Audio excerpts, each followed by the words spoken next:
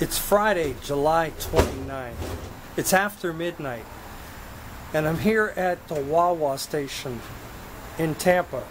And I met a man here, sat down, talked to him for a while, and learned a little bit about him. His name's Steven. Steven's a veteran.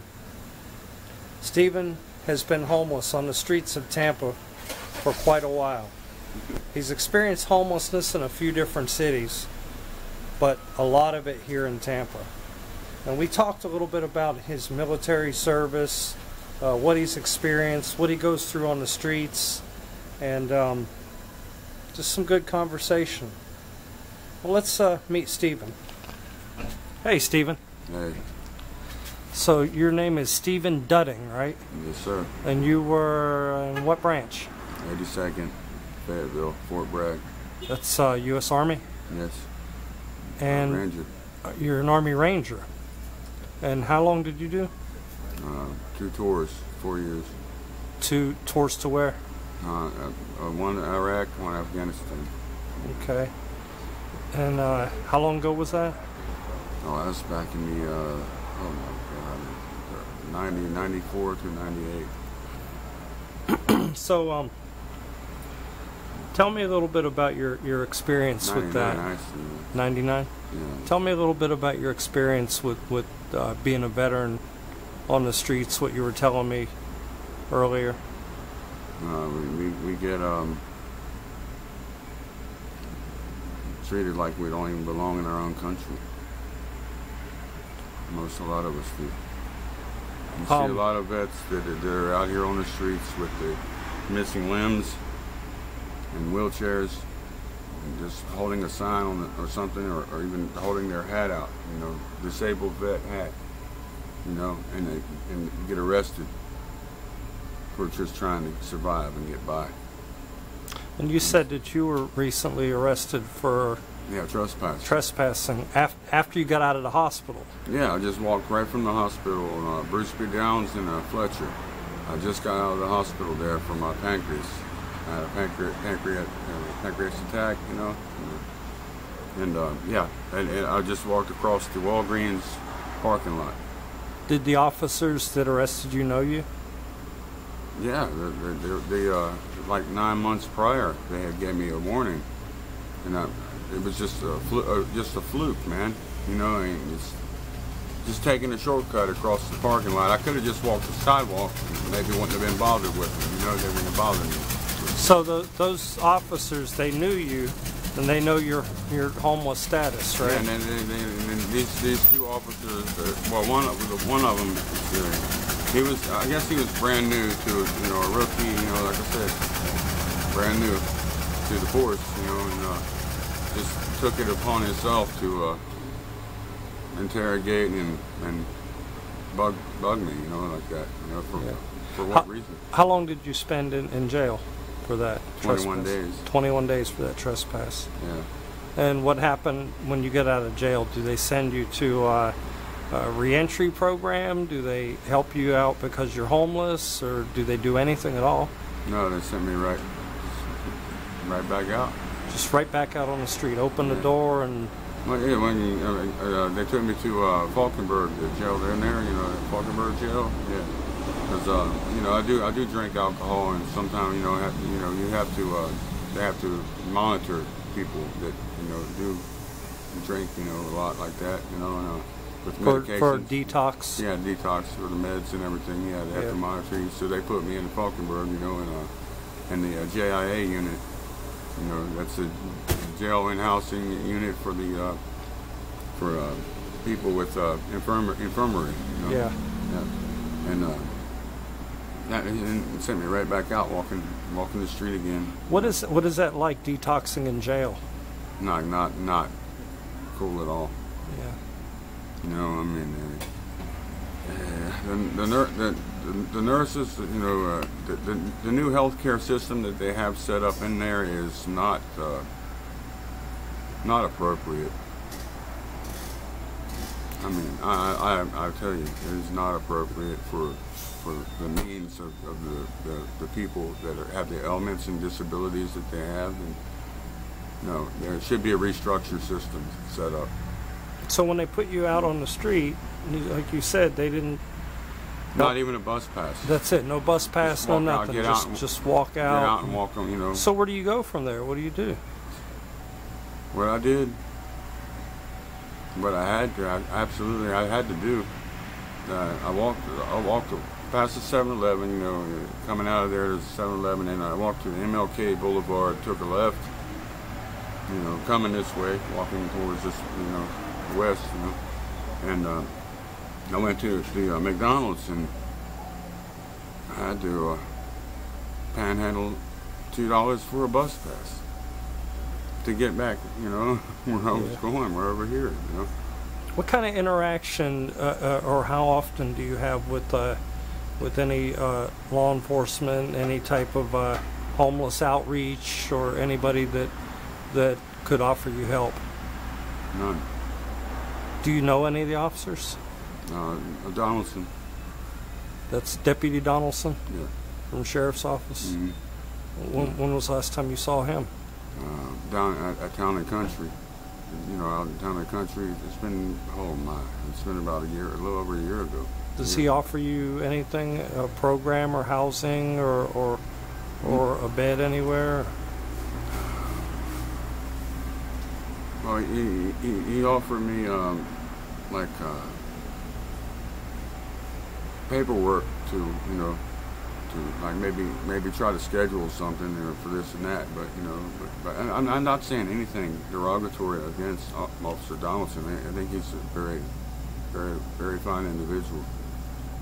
He's very good with, you know, with us, you know, we're working with us. You know, just maybe the system makes it hard for them. The system makes it harder for him to do what he really, you know, what we need to have done. The system does. It makes. Yeah, when an officer like that, whether it be a homeless outreach, his hands are tied. Put it that way. So much, you know, yeah. such and such. You know, his hands are just tied with just the way.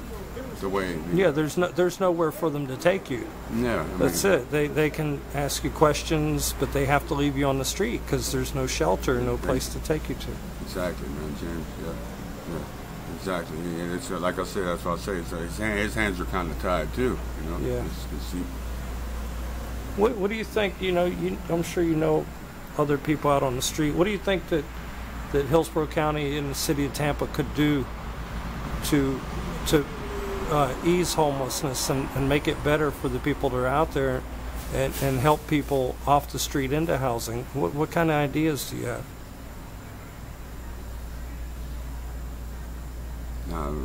Ideas, there's many ideas, you know. I mean, what could they do pretty easily or quickly that would help to open up more available, you know, housing for those that are suffering like we are. You know? What about like a transitional shelter? That would even, you know, well, we have Metropolitan, I know, and the Salvation Army. What does have you had any experience with Metropolitan Ministries? No, I don't want to. No. I've had experience with the Salvation Army shelter.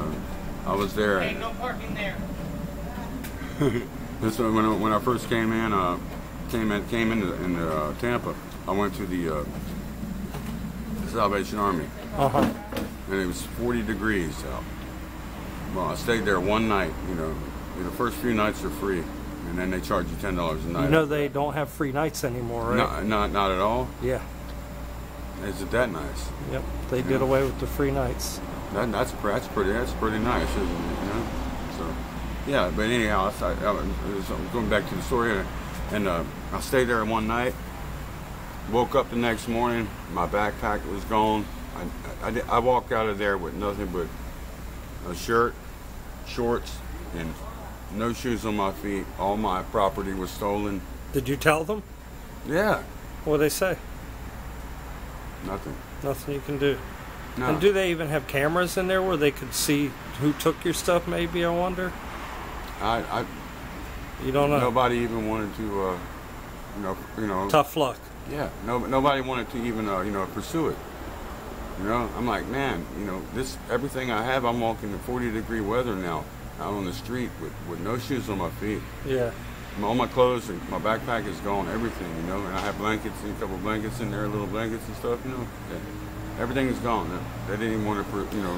What kind of message would you send right now if you could tell people, you know, look at the camera here and tell people here in Tampa and Hillsborough County or around the country what they could do as a person or as a community to actually help people that are in a situation like yours? We need to reach out to each other. You know, that's what we need to do. You know, I mean, it's what we were talking about earlier. You know, Yeah. You see a person that's down, you don't put your foot on them to keep them down. You put a hand out to bring them up. Right. Out of it. You know? Yeah, and I asked you also about your interaction. Have you ever, you know, any of the outreach people or anything, do they even bother to sit down and talk to you like I've talked to you? No. No. And I just met you tonight. I know, same here. Yeah. Yeah. And you're a very, very concerned person. No one has even spoken to me the way that we've spoken tonight. Well, I want to thank you for talking to me. No problem. I want to thank you. I appreciate it. You're intelligent. Well, you are also. You haven't even used a curse word. No, don't need to. No. And curse at somebody for what? You know. That's what I say. You know, if we can help each other out, and that's all we need. And you hear it right there. That's from a man right here who's living on the streets, a veteran, 2 tours overseas, and dealing with alcoholism, dealing with the streets, dealing with the pain every day, and talking to me and talking to this guy. You know, he doesn't deserve this. He deserves help. Nobody deserves this. You heard him. Nobody deserves this. Deserves to have to go and this is the truth. This is the truth. You hear this. You know, open a shelter, give an immediate bed, so when somebody like him, that's what we need.